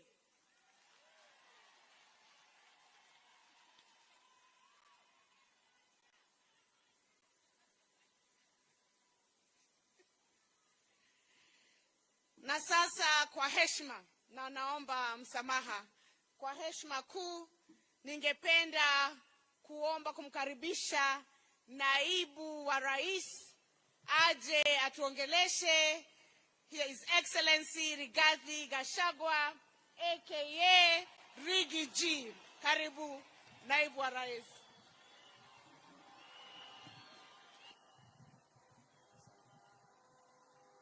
Asante sana gavana wetu, Mheshimiwa Rais wa Jamhuri ya Kenya, kiongozi wetu Daktari William Samoei Ruto, magavana wetu, mawaziri, akina mama, kwa siku hii ya kimataifa ya wamama hoi. Atumia ito muriega, muriaro, Ngai nĩ mwega, na hĩndĩ ciothe. Ngai iciarĩra Mwathani agocwo. Wamama, happy new year. Happy International Women's Day. Hapo msitasita kidogo, Kiingereza ni kali lakini ni sawa. Mimi Mheshimiwa Rais nafurahi sana kufika na wewe hapa kwa hii sherehe ya maana sana kwa mama wetu. Rais wetu, hawa wa mama ndio Kenya. Hawa ndio wenye uchumi wa Kenya. Hawa ndio wenye elimu ya Kenya. Hawa kina mama ndio wanasongesha taifa yetu mbele. Na Mheshimiwa Rais, sisi tukitembea, ukifika kwa shule siku ya Parents Day, 90% wa mama wako pale. Ukifika kanisani, kuanzia pale kwa kwaya, kwa ashas, wale wenye kuchukua matoleo, wale wanaaminika ni wamama. Ukifika kwa matanga, ile kamati ya kushughulikia, treasurer ni mama. Ukifika kwa kupanga harusi, treasurer ni mama. Mtu wa kuaminika Kenya hii ambaye hawezi kuchukua kitu ya mtu mwingine ni mama. Na Rais, hata kwa uongozi wako, ukweli usemwe tukiwa hapa Embu, walioshikilia wewe kabisa Rais, wakakuombea, wakasimama na wewe ukiwa na matatizo mengi, ni hawa akina mama wa Kenya. Na sisi akina mama tunawatambua, tunawaenzi. Na mimi nataka kuomba akina mama muendelee. Na sisi kama viongozi, kama wanaume, kazi yetu ni kushikilia wamama. Kwa sababu hiyo ndio kazi yetu tumepewa na Mwenyezi Mungu. Kazi yetu ni kulisha wamama na kuwachunga. Na tukishindwa wanajilisha. Sina kuwaga namna hiyo. Hawa mama ni waajabu, Your Excellency. Na maboma yetu, ile maboma yote imesimama vizuri, ni akina mama wamesimamia. Na hata wale hawajapata yule wanaelewana kukaa na yeye pia wanasimamisha boma na wanasomesha watoto. Na kwa hivyo sisi tukifika hapa na rais tunasema hongera, pongezi ya kina mama. Sisi na rais tunamtambua na ni jukumu letu kumsaidia. Na vile gavana amesema, rais wetu, sana sana mambo ya maji tujaribu kusaidia wamama, kwa sababu hawa wamama wakiwa na maji alafu wakuwe na kitu kwa mfuko hata hawazeeki. Mama ni kibeti na maji. Kati huo mwina kidogo huko na mukuraga. Unajua rais, hawa kina mama ni waajabu. Hawa wakiwa wamekaa vizuri, na ndio rais vile umepanga hawa kina mama waeke kitu kwa mfuko. Tunataka hawa kina mama wakiwa na kitu kwa mfuko. Kahawa imelipwa mzuri, makadamia, avocado, muguka. Mama akuwe na kitu kwa mfuko. Bwana yake ampatie shilingi 3,000 kwa sababu ya kumpenda bila kumwambia ataitumia na njia gani. Kwa sababu saa hii rais, mzee akipatia mama hata 1,000 anahesabu mpaka chinji, kwa sababu hakuna pesa nyingine kwa hiyo boma. Na hiyo giri moja ndio inafanya kunakuwa na mfurutano. Sisi tunataka hawa kina mama wetu wapate kitu kwa mfuko. Hata hawa wajitengeneze wakae vizuri. Ndio ile mama wanavaa kitambaa ni siku tu ya sherehe ya kanisa. Ile ya Women's Guild, Mothers Council, CWA. Siku hizi zingine mugathi oranyo mugekerwo kinyungu, ikaruwe kama ya mugathakara. Kati huo ugacoka ukoya ngiri ukaigira kwa mwendia wa ndugu ukamwira, we mwendia nyita ngiri ino rehe kibura na kiria gitagwo kinyau ona ni njikare wega. Hivyo ndivyo tunataka akina mama wetu wakae. Kwa hivyo rais, sisi tunataka kusema chini ya uongozi wako mambo ya kahawa imeanza kuwa nzuri, bei imeanza kupanda. Mambo ya majani chai tulipata bonus imeanza kupanda. Maziwa rais wetu umesema kuanzia mwezi huu wa March kwa new KCC ni 50 kwa lita. Mambo ya makadamia ilikuwa mbaya sana rais, na wewe ukatoa agizo kwa waziri wetu wa biashara na sisi, na tukaketi chini na kuangalia ile maneno ilikuweko. Ni vile governor wetu wa Iguru anasema ilikuwa 30. Sasa imepanda, kwingine ni 90, kwingine ni 100 ikiendelea mbele. Hata wiki nakuja siku ya Jumanne nitakuwa nimeketi na watu ya avocado pia, tukijaribu kuangalia ile mikakati tutaweka ndio pia bei ya avocado iweze kuendelea mbele. Rais wetu ukituongoza ulituagiza tuangalie mambo ya pombe. Watu ambaye wamehangaishwa na pombe, ile sumu ile ya kuua watoto ni hawa mama. Imekuwa vijana wamekunywa pombe ile mbaya, wamelala kwa mitaro, mamboma imeangamia, tumekosa watoto, tumekaa kama nchi imepotea. Na rais umetuagiza tuweke mikakati, na serikali wiki hii chini ya uongozi wako imetangaza mipango kabambe ya kuondoa sumu katika Jamhuri ya Kenya. Wale wote watu walikuwa wanatengeneza sumu na kuuzia watoto wetu, hizo factories zote tumefunga. Na polisi wameagizwa zile mafactory ambaye ni ya ukora haina leseni wasifunge na kuharibu hiyo mitambo ya kutengeneza sumu ya watoto wetu. Na tunaomba governors na viongozi mtuangalilie.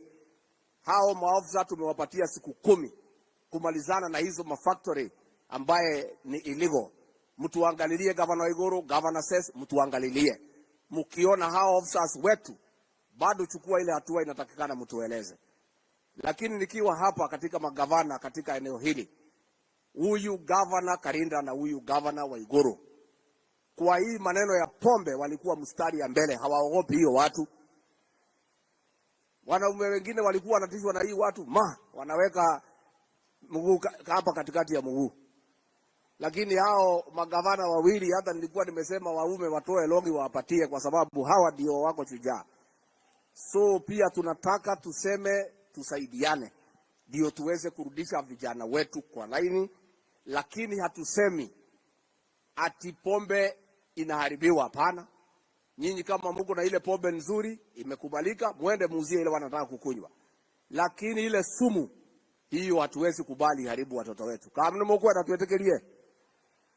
Kwa hivyo rais, mimi nikimalizia kutoka hapo niseme watu wa Embu, rais na mimi hatutachoka kusema asante. Adwa Embu mwegoko neinywe nie na muthurio tutikanoga ni kuga thengio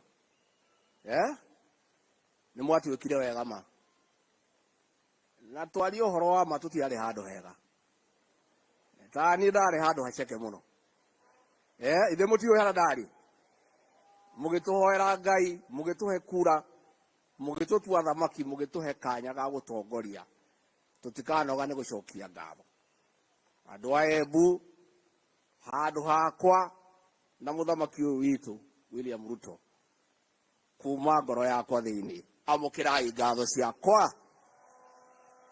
Pia niseme asante kwa huyu Karinda na hao viongozi wote mlitupatia kwa UDA. Mulitafuta viongozi ambaye wanaelewa kazi ambayo walipewa. Na huyu Karinda, Your Excellency, mimi nimpongeze. Kabla akuwe gavana hapa, watu wa Mbere na watu wa Embu hawakuwa wanajisikia wameshirikishwa kwa serikali. Na huyu Karinda ameenda Mbere, ameteua watu ya Mbere, amewaleta kwa serikali. Saa hii wa Embu na wa Mbere wanajisikia wako ndani ya serikali. Mimi nataka governor nikuambie well done. Hata vile umeongoza hii county, viongozi wote wanaongea sauti moja. Finally, mimi niseme katika hii serikali ya William Ruto, mtetezi wa wamama number 1 ni Rais William Samoei Ruto. Na hii maneno ya 2/3 gender rule, mwenye ambaye atatimiza na atahakikisha imefanyika ni huyu kiongozi wetu. Aliketi chini kwa meza yake, akachukua kalamu na karatasi, akaandika maoni yake vile anafikiria inaweza fanyika, akatuma kwa bunge. Na ndio unaona serikali yake mawaziri ni 10. Na hao mawaziri wote ambaye ni wamama wanafanya kazi kwa njia nzuri sana. Na kwa hivyo wakina mama watapewa nafasi kwa uongozi. Na vile rais ulisema jana ni kweli, tumeongea na tutaendelea kuongea vile hawa wakina mama huko mbele watashirikishwa katika serikali kuu wakiwa na nyadhifa ambaye iko na uzito. Kwa sababu hawa wakina mama wamejionyesha ya kwamba wako na umaarufu na wanaweza kupewa nafasi ya kuongoza. Sio tumekubaliana? Lakini wengine unajua haku wanaelewa. Rais alisema ataniongelesha, tuwapange pale mbele tukimaliza mambo yetu. Sasa wengine walikuwa nafikiria ni saa hii. So lazima sasa mngoje kwanza nimsaidie rais kwa kipindi chake. Ikifika kutamatisha hapo, rais mwenyewe atatuongoza, atatuonesha vile tutapanga hawa mama na vile mambo yao itakuwa sawa sawa. Katigo mokwenda. Nigo mokwenda. Kwa hivyo sisi rais tunashukuru wewe, you are the women defender number 1 and I bear testimony because tumeketi wakati mwingi tukipanga kazi, unauliza wakina mama wako wapi? Tukiteua mabasenda unasema wamama wako wapi? Hii wamama wako wapi? Lenywe Atumia Thi Yothe mwagira kwivanga na muthuri uyu nimo kwivanga nake, nimo kwivanga nake mundu uria biu mutongoria wa Kenya wina bata na atumia ya Kenya na muthuri ugwitwo William Ruto. Koguo tuikare hakuhi nake twibange nake hau. Na hata akina mama viongozi mkae tu hapo karibu na rais, mjipange hapo karibu vile amesema. Anaona nyinyi, ana study, anaona vile mnaendelea, mkae tu hapo karibu na rais, mkae hapo karibu na mimi, pange mambo yenu iko mbele, itakuwa sawa. Nimo kwenda tuamukire muthamaki. Mwi tayari? Gemile cigana ciaka hi. Rwa mbere, rwa keri, rwa gatatu, rwa kana, Rwagatano na madaru, kofi, makofi, makofi, makofi, makofi, makofi. Karibu kiongozi wetu, useme na akina mama na uongeleshe taifa la Jamhuri la Kenya.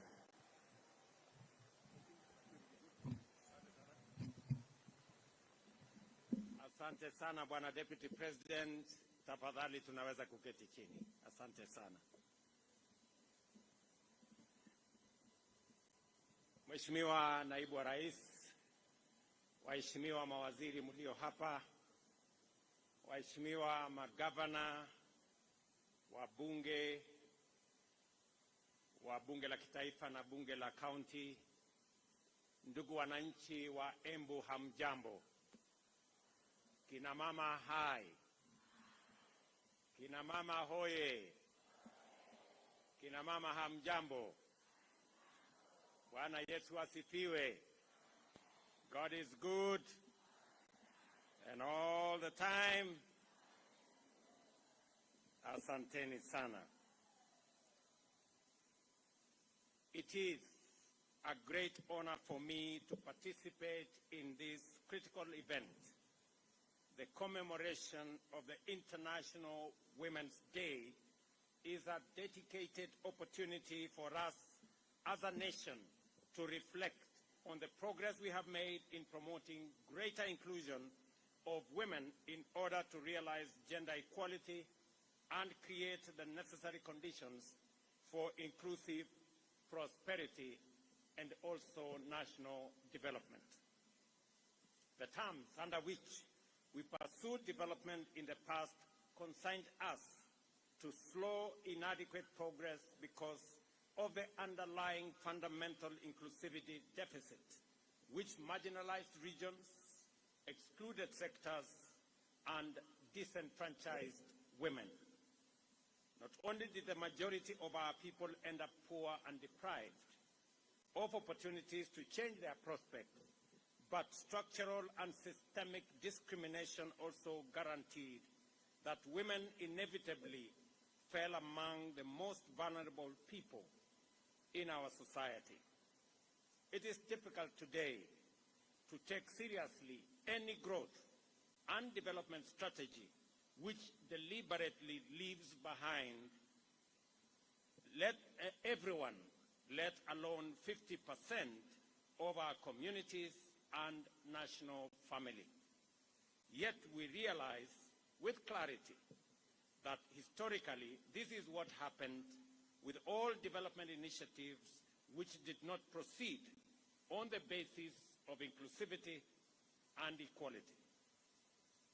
Unemployment in general denied women the opportunity to participate in production, and through archaic institutions which denied women equality, women who worked hard were deprived of the fruits of their contribution and labor.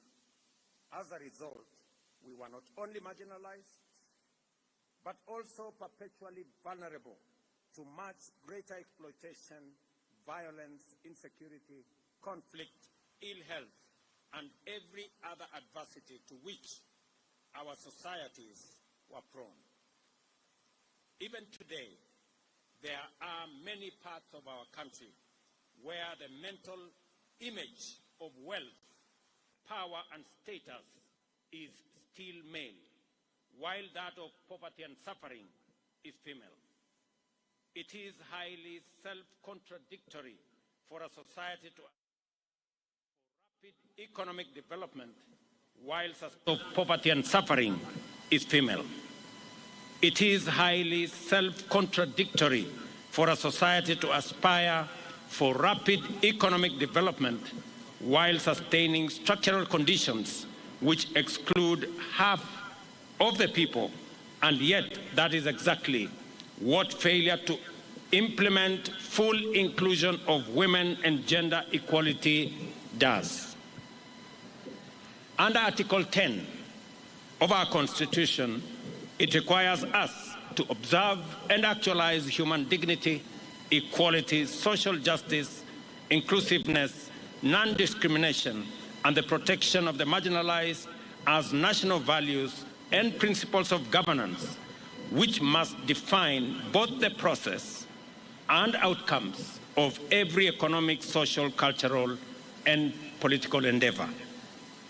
Under Article 27(3), the Constitution stipulates that women and men have the right to equal treatment, including the right to equal opportunities in political, economic, cultural, and social spheres.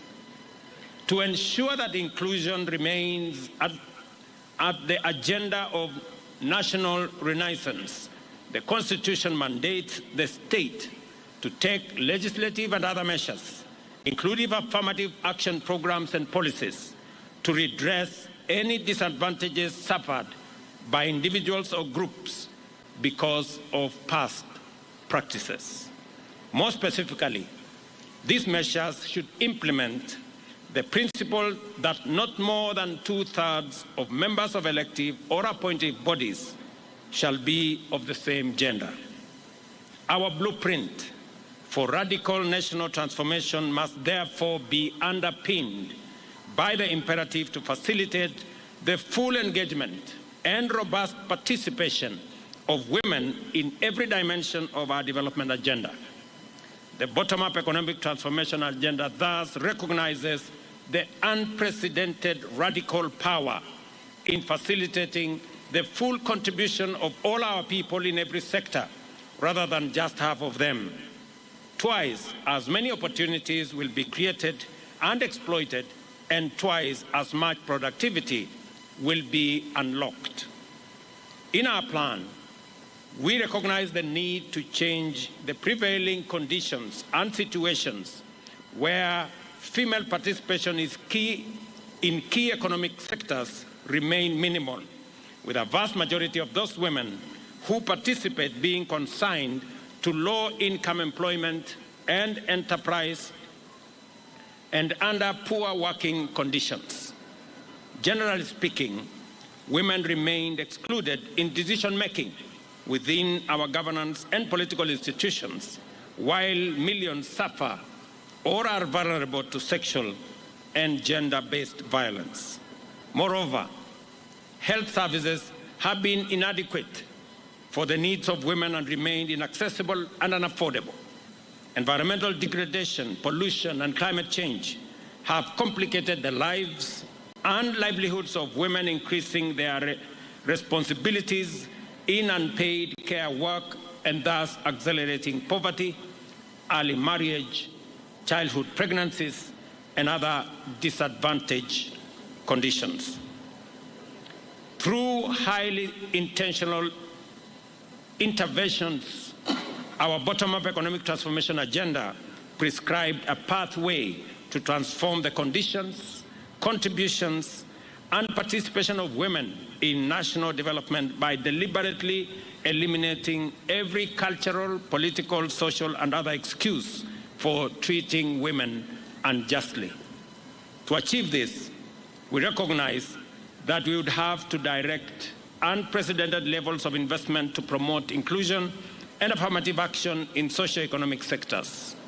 Specifically, we undertook to provide financial inclusion and capacity building for women through interventions like the Hustler Fund in women-led cooperative societies, chamas, merry-go-rounds, and table banking initiatives, and to take measures to protect them from predatory lenders.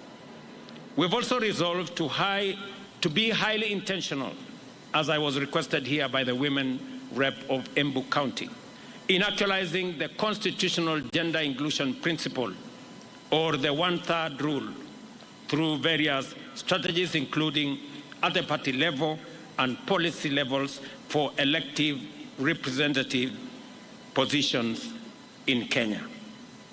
Our agenda also committed to confront the issue of violence against women more directly, including through the deployment of increased personnel at the gender desks in our police stations and enhanced funding for the anti-female genital mutilation campaign, as well as upholding the dignity of girls and women, especially in learning institutions, by providing menstrual hygiene products free of charge. The impact of this investment has been radical, has been radically transformative. As I explained yesterday, during the launch of the G7 caucus strategy, women have remained consistent in the uptake of various financial inclusion funds. And at the same time, we have disbursed 942 million to 1.4 million women who are members of 53,000 women groups and that are already accessing affordable financial facilities through the Women Fund. I have asked the CS responsible for Women Enterprise Fund, Madams Aisha Jomo here, that we will do at least 3 things that must make women enterprise significant, different, and intentional. Number 1 is to eliminate the requirement for collateral when women are borrowing money from Women Enterprise Fund. Number 2, to reduce interest rate for women borrowing under Women Enterprise Fund to only 6%.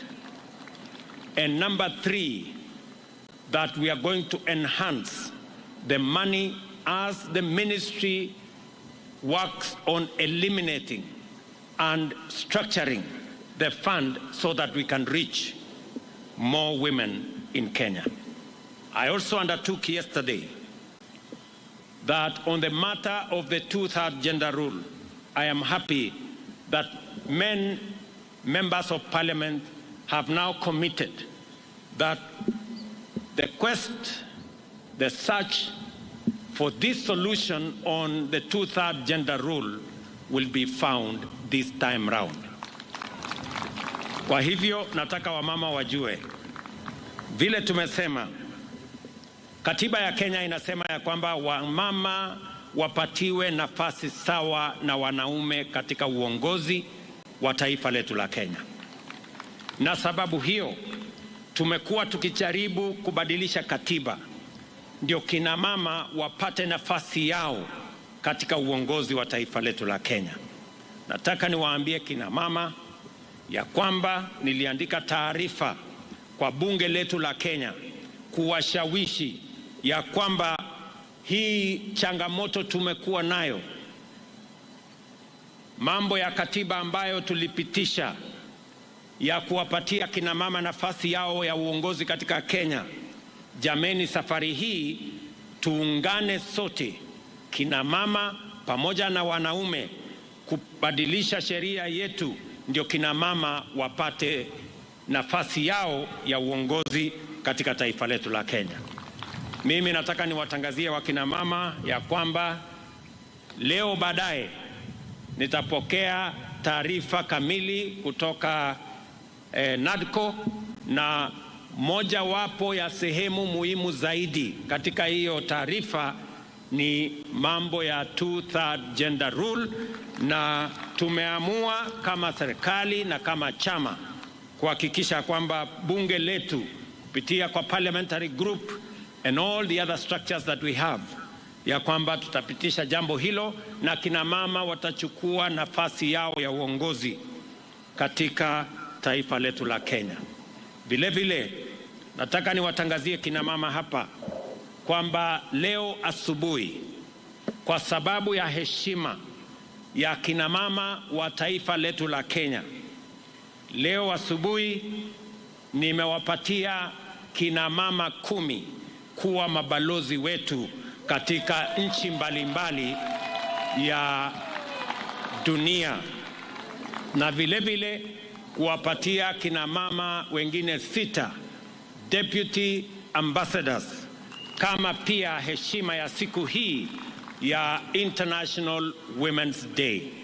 And I am saying this as part of the celebration of this International Women's Day in Embu.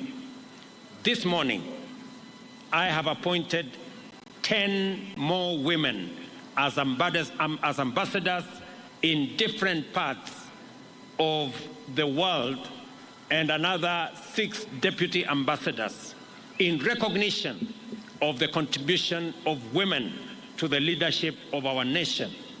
Vile vile ningependa kuwaambia kina mama hawa, kina mama viongozi, imesemekana pale nyuma kwamba ile kazi mwanaume anaweza kufanya, mama anaweza kufanya zaidi. What men can do, women can do better.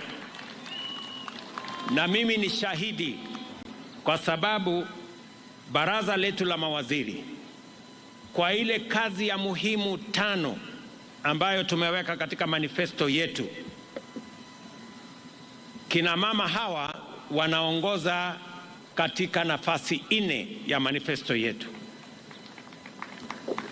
Mimi nataka niwaulize kina mama, kwa sababu niko hapa Embu leo. Nilikuja kuanzisha mpango ya housing hapa Embu, na nitarudi hapa.